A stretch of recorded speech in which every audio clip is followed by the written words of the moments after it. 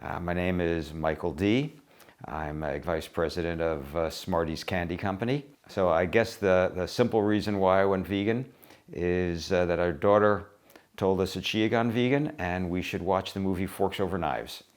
And we did, and I would say within a month we were vegan as well. Smarties, it turns out, family business, and it's accidentally vegan. And when our daughter started working there 12 years ago, must have been 2011, one of her projects was taking over the social media, which I wasn't very good at. I'm a different generation. She was very good at advertising on Facebook, picking off different segments of the population that would eat our Smarties candy. And it turns out that a lot of parents are very concerned about kids' allergies these days. It's become a big issue, and rightly so. And Smarties are nut-free, they're gluten-free. And after she ran ads for those segments, she knew Smarties were vegan. She didn't really know what that meant, but the way she put it is, one day I figured I really had to come up with a way to advertise to those crazy vegans. And being fresh out of college, she did her research, gave away her turkey sandwich, and hasn't eaten any animal products since. We didn't change quite as quickly, but we were heading that direction. We'd always been eating what we thought was a healthy diet. I mean, healthier than most Americans. We go out to eat, and one of us would order a chicken or fish dish, and the other the vegetarian dish, and we'd split it. And I was always annoyed that, here everyone was telling us to eat more vegetables, but you couldn't get more vegetables in a restaurant. You get a big piece of chicken or a big piece of animal protein and 2 spears of asparagus and a tablespoon of potatoes, and usually loaded with butter. It was very interesting. It was an interesting challenge. That weekend, after we decided to go vegan, was a friend's wedding. At the wedding, they had a pork roast. And we'd already turned vegan and went to this wedding, and all we could eat was the bread, which was kind of interesting. We realized it was going to be a tough road ahead. But after watching Forks Over Knives, I realized I've been lied to my whole life. I don't like being lied to. The American diet, which I've been taught, which was originally, I guess, the food pyramid and then the food plate. They keep bouncing back and forth. But basically, in Forks Over Knives, they mentioned that the board that made that decision, that decided how much of the different foods you should eat, was made up of, by a majority of scientists who worked in the food industry. And I said, well, that's weird. Shouldn't they be independent? So I went online and I took a while, found a website, found a way to contact them, and I sent them an email, a government panel that decided on the food pyramid. And I said, I heard that, I know you get a lot of suggestions from professors and medical people and universities, but there's a board that makes a decision on what goes on this food pyramid, food plate, and the majority of them are actually in the employ of the animal agriculture industry. Is that true? And within a day or two, I got back an email saying, oh no, we have, I remember the exact number, 1,500 different scientists in universities and hospitals, top medical people, sending in their suggestions on what should be on the food pyramid. And I emailed back and I said, I'm on boards. I understand how these things work. Yes, you can get thousands of people to give you advice, but in the end, it's a small group that makes the decision. And what I read is this small group is a majority of scientists in the employ of animal agriculture. Is that true? Dead silence. I waited a week, emailed again, dead silence again. So I took that to mean that yes, indeed, it was true, and they weren't going to tell me, which I doubled down after that on being vegan. Because it's pretty clear that if someone from the meat industry is sitting next to someone from the dairy industry, is sitting next to someone from the chicken industry, and they're dividing up this food plate, they're not going to leave their items off of it. And they didn't care how many people it killed. And it was becoming pretty obvious from watching not just Forks Over Knives, but I can't remember all the films we probably What the Health, maybe? Or... What the Health. I know Cowspiracy was another. I'm a big environmentalist. I'm I've also been a board member on the Great Swamp Watershed Association since the 90s. Been an organic gardener since the 70s, just for fun. Not as serious as some people, but definitely organic. The food we were eating was killing us. Cowspiracy, I think, was one of my favorites. It might have been What the Health, too, when they tried to interview heart doctors. And we run into the same problem. Heart doctors on eating a plant-based diet and how it affects heart disease. And they had an appointment, they went to the hospital in this film, and the head PR person came out and said, "I'm sorry, we can't let him talk to you." And they said, "Well, why not?" And she said, "Because this is a profit center for the hospital." They must have fired her the next day, is all I can think. But it is pretty clear, having seen friends with heart disease get it reversed, friends with cancer, terminal cancer, 15 years later, it's actually in remission. One of them just called a few minutes ago. I told him I'd get back to him. So there's a disconnect between what is good for us and what we are told to eat. The fact that it's against the law for you to take those cameras into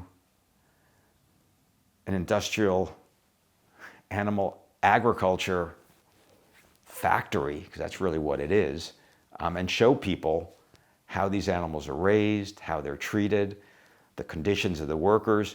It's against the law. It's not just against the law. If I'm not mistaken, is it treason? You can't let people know. It's crazy. You can look that up.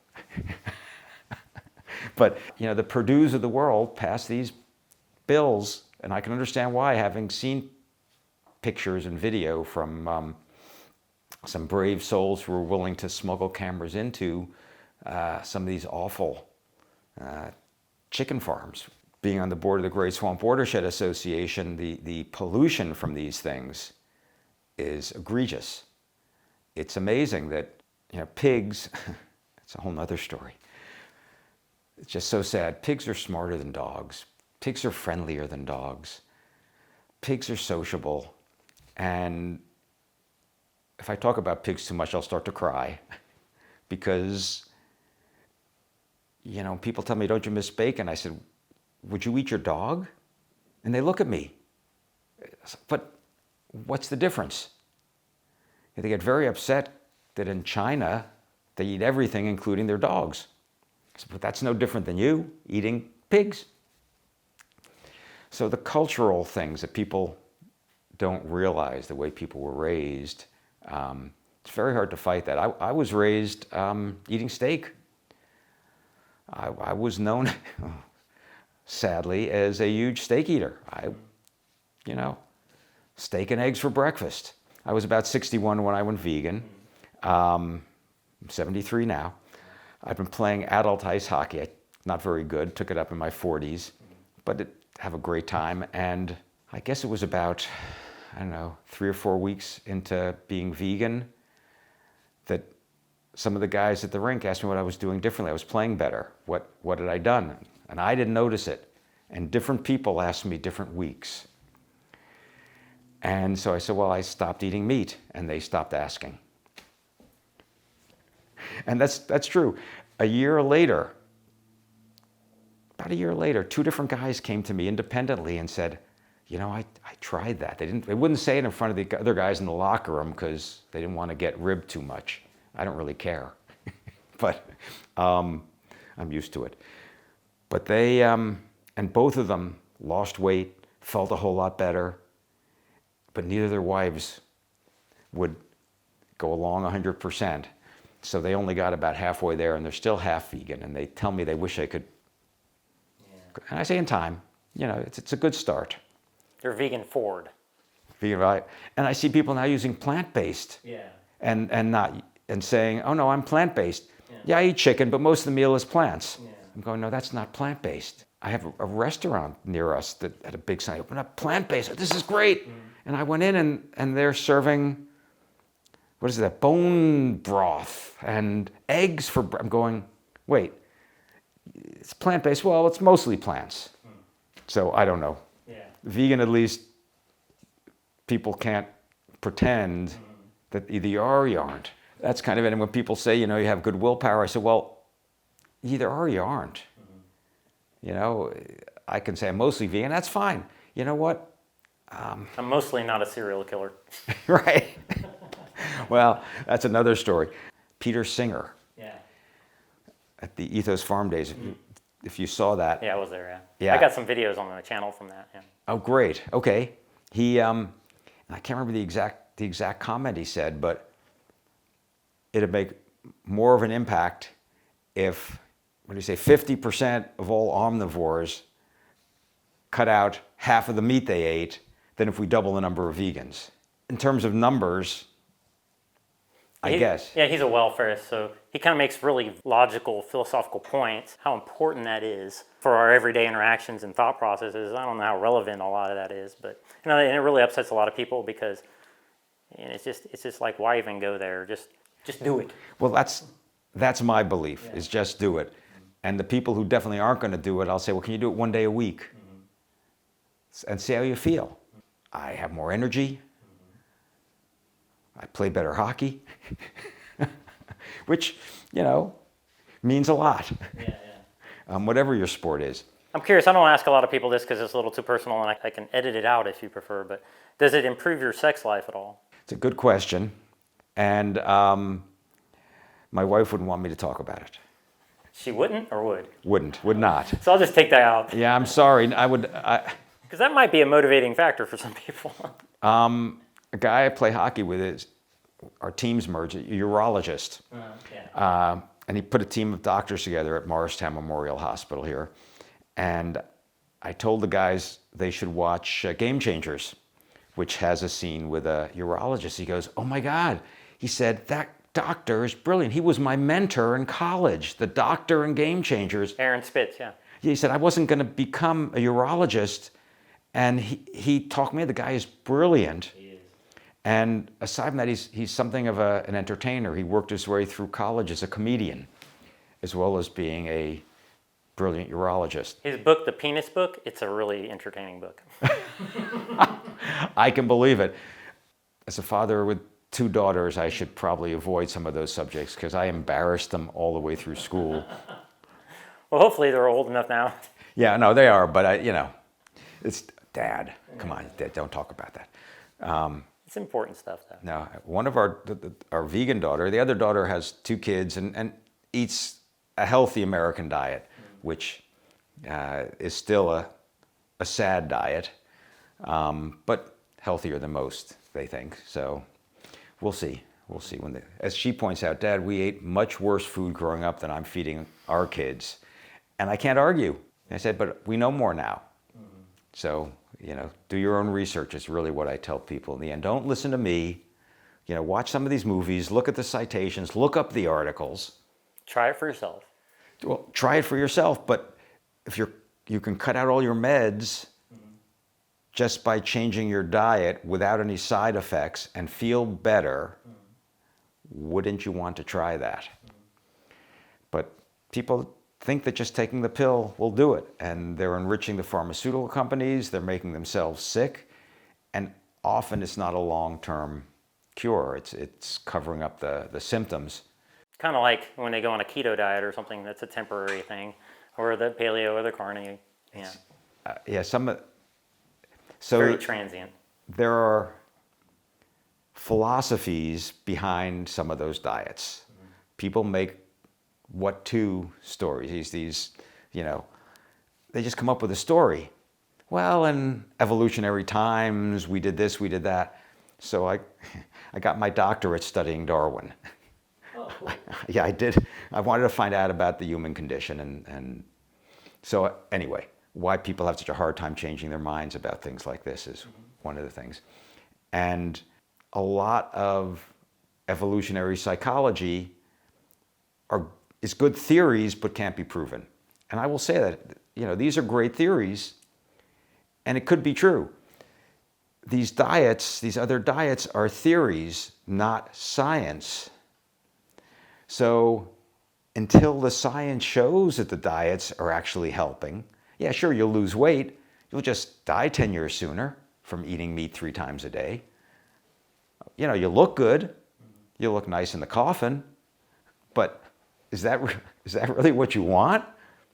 And if you went vegan, you'd probably look better and you'd be alive. So, you know, it's a choice. You know, it's important to distinguish that vegan is not a diet, though. Oh no, it's not a diet. Yeah, it's a philosophy, right? So it's a combination. So for some people, it's a diet. You know, some people do it just for their health and just do the diet. As an environmentalist, for me, we can't reverse man-made climate change unless we stop eating animals. That was proven to me by Celeste Rao a year ago at Farm Days. Amazing presentation, very clear that the minute, I mean, obviously people aren't going to stop eating animals, but the minute we stop eating animals, all the feedlots start growing native plants again, climate change starts reversing. We saw it with COVID when how quickly climate change can change if people change. I did a documentary in 2019 that featured Celeste. Oh, did you? Okay, good. Yeah, even after doing that, and it was mostly galvanized by Jane Velez Mitchell, but even after doing that, I wasn't like 100% convinced that was a good selling point. Because like it's just really hard to, you know, explain to people and understand, and anthropogenic climate change versus, you know, just climate change. I mean, the climate's always going to change. It's beyond our control, right? But we have really solid evidence right now that the cold blob in the Atlantic Ocean is shrinking, and that's the world's largest heat sink, or at least one of them. And when that's gone, that's going to have a snowball effect into all kinds of ecosystems, and anything we could do to mitigate that is advantageous, obviously. It's not that we're the all-encompassing cause of climate change. It's just that we could be the climate healers, and that's what he says. You know, he calls it climate healers. You know, we could be a species that seeks to mitigate that as much as possible. But it may not be the biggest selling point, right? No, you know, there are a lot of selling points. So in the 70s, I was convinced of climate change when the Exxon scientists showed it was coming. Yeah. And it was very clear, and then Exxon made them shut up, fired them all, and started spending money on fake news. And then they started calling the real news fake news, just to confuse everybody. And they've done a good job. It's a lot of money confusing people. A lot of money in animal agriculture, a lot of money in the things that cause, I am convinced that what we're seeing is man-made climate change. Yes, climate changes over thousands of years. It doesn't change in 20 years. When they predict it, the scientists say if we don't stop releasing all the CO2 and the other things that we're doing into fluorocarbon, whatever, into the atmosphere, temperature's going to go up this many degrees. They were conservative. It's gone up faster than they said. Now, to me, that's how science works. You make a prediction, and then you see down. I was a science geek. I got into Yale as a math science major. Then I got into film, and things changed. And then I went into the family candy business, and I settled down a little bit. Yeah. But I'm still very much concerned about the environment, about health. We can't keep up with the healthcare costs in this country. I was invited to be a management representative on our union's health and welfare committee back in the 80s. So our union represented a lot of different companies, and they negotiated every year with an insurance company. They had thousands of people getting insurance, and I learned a lot about how the healthcare systems work. Basically, it's really very simple. They come in for our renewal. They'd look at our costs last year. They'd project how much costs were going to go up this year, and they'd add 11%. And that's what your new, because they got to make 11% overhead. So starting with that, nationalized health care, Social Security, now that I'm on Medicare, it's a 4% overhead. They don't need that other 7% profit. So right off the bat, I was a fan of national health care, nationalized health care. Seeing what's happening with Dr. Weiss, ethos, with my friends who are vegan, eating good food will keep you out of the healthcare system. For a long time, I was looking around for a vegan doctor, and I found a doctor who said, oh yeah, the vegan diet is good. If you're sick, it will really help make you better. He said, but if you're not sick, you don't need to. And I said, what if I don't want to get sick? He didn't answer. He was the closest I got. Eventually, I broke down and I signed up with Dr. Weiss out at Ethos, which is a bit of a drive for me, my wife and I. When we tightened up our diet to meet his criteria, our health improved even more. Our numbers improved dramatically, only 2 or 3 years ago. And our numbers weren't bad before, but the hockey guys noticed it again. That's another story. I was 70 at that point, so they didn't expect me to be. Keep improving. Yeah. You're like aging in reverse. You know, my wind returns. Anybody who plays a sport, tennis, I used to play a lot of tennis, skiing, whatever. Basketball, you play a sport. When you sit down, you're breathing hard. Hockey in particular, you're on the ice for a minute or two, then you get to the bench, you catch your breath, and you go back out. I was ready to go back out sooner than guys in their 40s and 50s. Wow. We both come to the bench, winded. 30 seconds, I'm ready to jump back on the ice, and these guys are not. It's pretty straightforward that there's something going on here in terms of your health. So to answer your other question about sex, yeah, it does improve it. But without going I was going to try to edit that out, but now I feel like I got to keep it in there. without going into any details, you know. I know it would sell more if I did, but the third part of going vegan, and you mentioned it, you know, being a philosophy, the animals. And I remember years ago, you know, before I was vegan, when people would ask, you know, how can you do this? Well, if I wasn't eating meat, none of those cows would be born. They were just born to be on my plate. And they said, yeah, but what kind of a life do they have? And that was the question people asked me. You know, what kind of a life do these cows have? These pigs have? These chickens have? What do you know? And so at the time, I was a meat eater and I rationalized it. And it's very easy to rationalize because it's on TV. How can it be wrong? Every commercial is for a burger with cheese and bacon and more cheese and more bacon. And then it's like the blue pill and Yes. the statins. And Yes, exactly. It's terrible. It's just terrible what they're doing on TV, what they're feeding us, and it's very hard to fight all that advertising, all that money being thrown at, you know, and the marketers are good. You know, they're the smartest people are the best marketers because they're making a lot of money. They know what they're doing. And I mean, it's no surprise, you know, they go for the fat. They go for the sugar, they go for the salt, the smell of that food.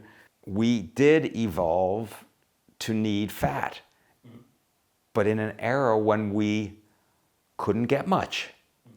That all the studies I've seen, when they look at our ancestors, the Neanderthals, early Homo sapiens, their teeth show they were not eating meat.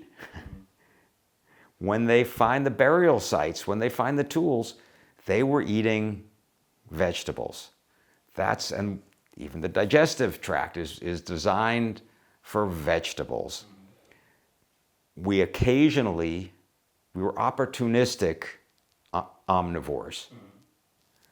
If a lion left to kill, you know, we get what we could get. And we got pretty good at killing things ourselves, unfortunately. Clearly, that's not what we were eating for the most significant span of our evolution. You know, I could talk for an hour about healthcare and human suffering, human cost. The flip side is we could save an enormous amount of healthcare, which is bankrupting all Western economies. The rate it's going up, we're hitting a wall here. They're coming up with cures that are too expensive. Who gets them? How are you going to save 10,000 people with that disease? 20,000? And what about the people who just need an inexpensive med in Africa? Are they all going to die? Well, we're getting our $2 million meds here. How can you live with yourself? There are all kinds of ethical questions around the standard American diet, around human suffering. I started to talk about animal suffering, and whenever I do, I get a little Yeah, well, it's sad because I've been to some events at Mercy for Animals. The same daughter started something called Vegan Lady Boss years ago. It's a side gig. Grew so big so fast, she actually made it, she just gave it away. She couldn't handle it because she was running the candy business. She's co-president of our business, along with her sister and our niece. The three women are three co-presidents. I'm proud of them, you know. And she was very involved in a lot of the vegan movements, and we were out in LA for some other reason. She took us to invited us to the Mercy for Animals Gala and got to meet them and watch the videos of their undercover operatives going into CAFOs. Yeah. You know, if people had to see how their food was raised, they would stop eating that way very quickly, very quickly. You know, as you know, and I didn't know before I was vegan, that I said, well, what's wrong with milk? Well, aside from the health benefit, your cow has to get pregnant every year, or goat or whatever, and the babies are ripped away from the parents. They feel it. They're not happy. Parents of any species. When I was a kid, I was raised as a fisherman, a good American sport, go out and fish. And they kept saying, fish don't feel it. They felt it. I had to stop doing it. I couldn't even put the worm on the hook. Just awful stuff we do to our fellow animals. And as a Darwinist evolutionist, I know our genome isn't that different than theirs. They have the same nervous system. They have the same feelings. They have very similar emotions to us. When you look at them with a dead offspring, you can see they don't just walk away. It's like, not, oh well. No, they just lost their partner. And we're doing this every day, eating meat. Drinking dairy. Drinking dairy.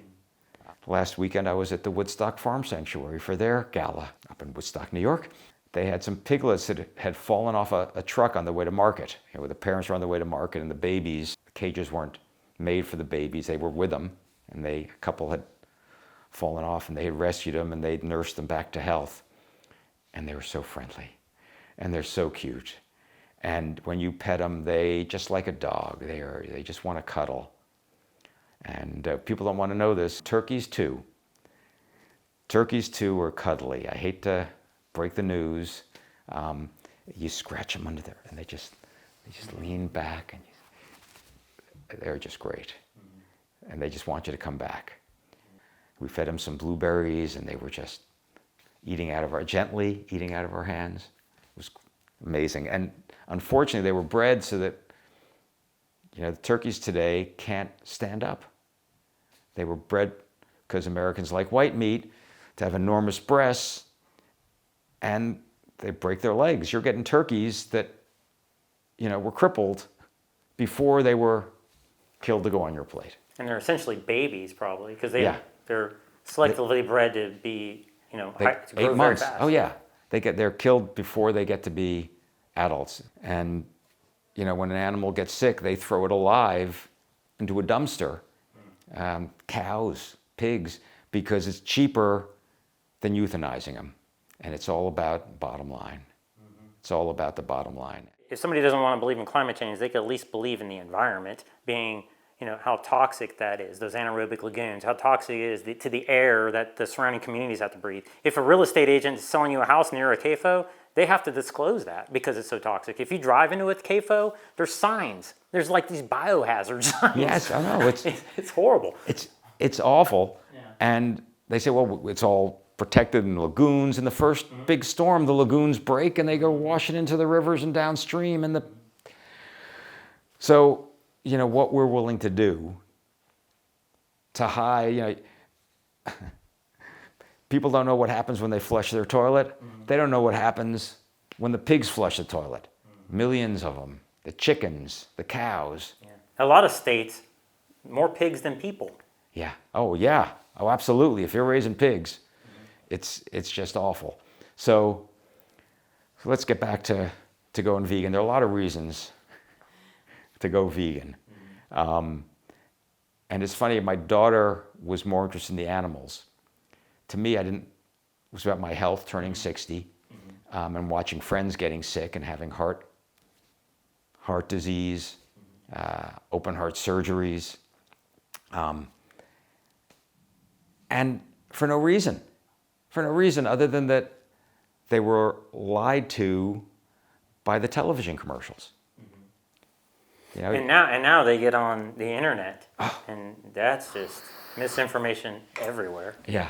And people are, they're trying to get educated through, some YouTuber or comment section. And I'm not trying to educate people. I'm just trying to normalize what we're doing. It's a very practical thing. We're just living proof that there's nothing to debate here. Right. Well, it's very hard to change people's minds. People look at my diet when I eat this way and start defending their diet. I said, you can eat what you want.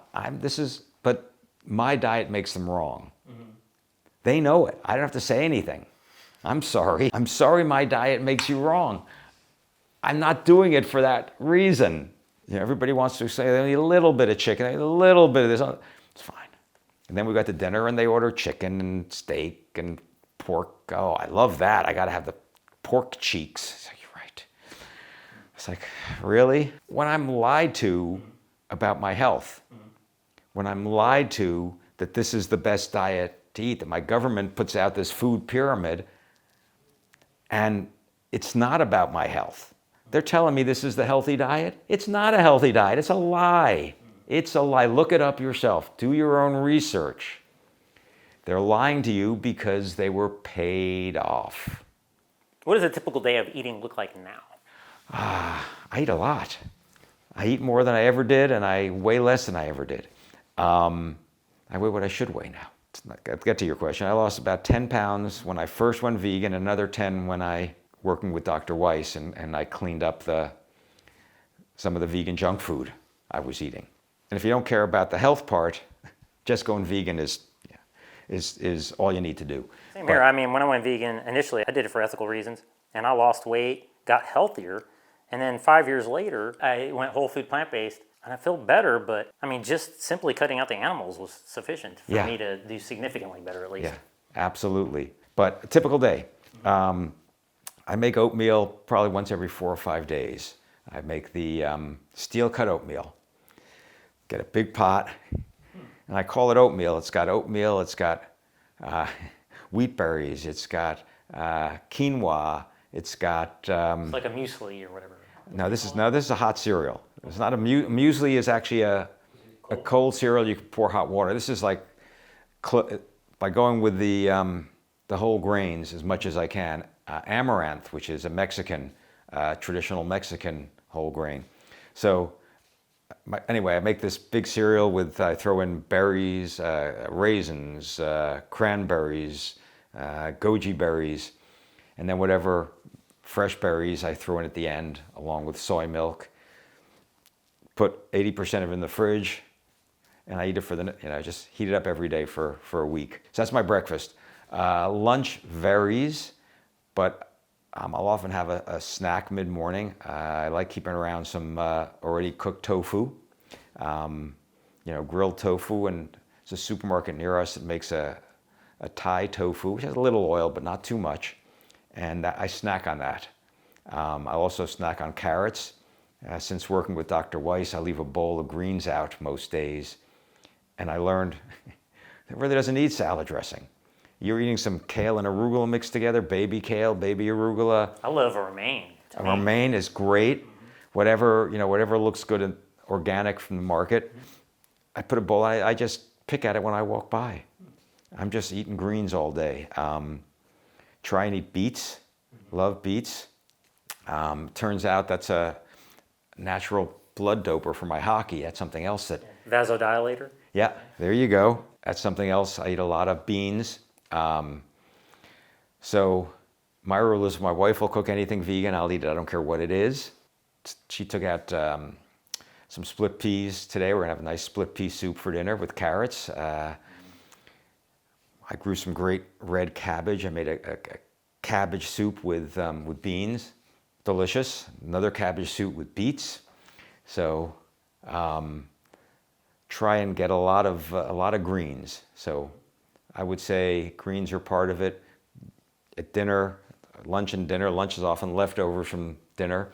Usually it's either brown rice or some other grain. Again, moving away from the rice because of the arsenic, so not eating as much of it as I used to. It's interesting, white rice has a little less arsenic in it. I know, it's crazy. There's anyway, there are some companies that have less arsenic. Yeah. Uh, I wonder if the Lundberger. California ones are... Lundberger is the rice people. I think that's their names. That they've cleaned up. The soil. Yeah, the soil more than others, and they're working at it. They're working at it, but there's so many other grains to eat. Quinoa is loaded with protein. Barley we eat. So part of it is the experimenting. You know, people say, "Don't you miss all that variety of food?" I say, "No, I'm eating new foods. I'm eating new spices." We were at an event last night where they used sea beans. I'd never heard of sea beans. It's a green, it's kind of seaweed. It looks like a bean, has a salty flavor. And they were using it to make a meal with no salt by putting in some of the sea beans. Yeah, I know. That's something brand new last night. I'm trying my best to include seaweed more and more, and I think it's going to be really good. Yeah.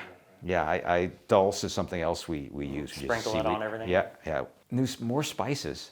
The less I'm eating sugar and salt, I taste the food. And I was out in the garden today, in our garden, and I noticed that I let the lettuce bolt and I let the dill bolt, and it's coming back. It's all coming up in the garden. I ate some fresh dill, some baby lettuce, and I'm just looking forward to the next few weeks when I get my spring flavors back again one last time. Wow, sounds like it'd be fun hanging out with you for a day. Well, no, we do eat pretty well. Yeah. We do eat pretty well, and we talk to the restaurants, you know. Yeah. It's funny, Dr. Weiss says when you go to a restaurant, you can get vegan food, but it's more like entertainment than diet. You're going out for... Yeah. When I found out that 90-something% of the reason they're cutting down the trees and the Amazon rainforest is for feedlots, for beef. But the Rainforest Alliance doesn't say that. The Rainforest Alliance talks about, you know, palm or whatever they're talking about. But that's not the case. It's a lie. Because they're getting, unfortunately, and I don't want to pick on anyone in particular, a lot of the big environmental groups are getting a lot of funding from animal agriculture. American Heart Association has low-fat meat recipes, and they're getting money.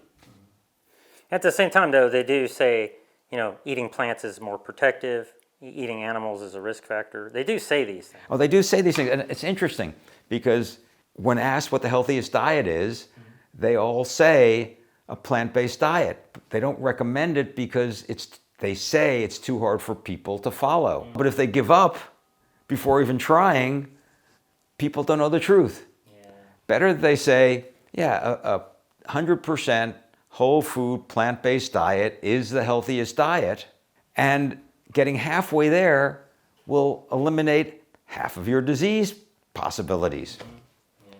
But they treat people like babies. You know, they don't treat, they patronize them and they manipulate them for money. I'm sorry, it is the truth. And look, I'm in the candy business. You know, we're selling sugar. We make Smarties. We know what's in it. We manufacture it here in a factory in Toronto. Spotlessly clean. I've been in a lot of candy factories. And what I've said to people is, please stop eating candy. It's okay. But if you're going to eat it, I know our candy is clean. Yeah.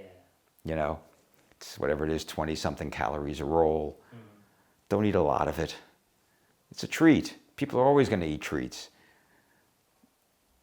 But if you stop eating my candy and our candy company goes out of business, I'm going to land on my feet. I'm going to be fine. Thank you. Don't worry about me. I'd rather you protect the cows, the chickens, and the pigs. You have a quote you want to close on, or Any last minute encouraging words, or both perhaps? It was a lot easier than I thought to go vegan. It's not as big a deal as people want to make it out to be. There are plenty of ways to do it. For me, it was easier to just turn a switch and just say, I'm not going to eat this stuff. It took 3 or 4 months to be able to do it, to be able to go into a restaurant and ask the right questions. There's definitely a learning curve. There's a learning curve. Yeah. And it's interesting. It's a good point because, they say, oh, I tried it. It was too hard or whatever. They quote unquote failed or whatever. And they probably weren't vegan to begin with. It was probably just dieting, which most diets fail. Right. But they think, well, I did the right thing. But if you weren't vegan prior to going vegan, then how do you know how to go vegan? How do you know how to eat this way if you've not been doing that? So there's obviously going to be a learning curve. People I know who've been doing this over 50 years are still learning. Yeah. I like to keep growing. I like to keep learning. I tell people, don't trust me. Do your research. Don't just listen to someone on the internet. Look at the citation on the bottom of the article and look up the citation. It's not hard to read the studies. It's really not hard to look at a study. It's usually an abstract at the beginning, a synopsis at the end. You read the first paragraph, the last paragraph, and you will see what impact diet has, particular parts of diet has on your health. Mm-hmm. Go to the study, do your research. Mm-hmm. Don't trust that guy who's posting on Facebook, please. And, make friends with a vegan. You might learn something. You might get better at hockey.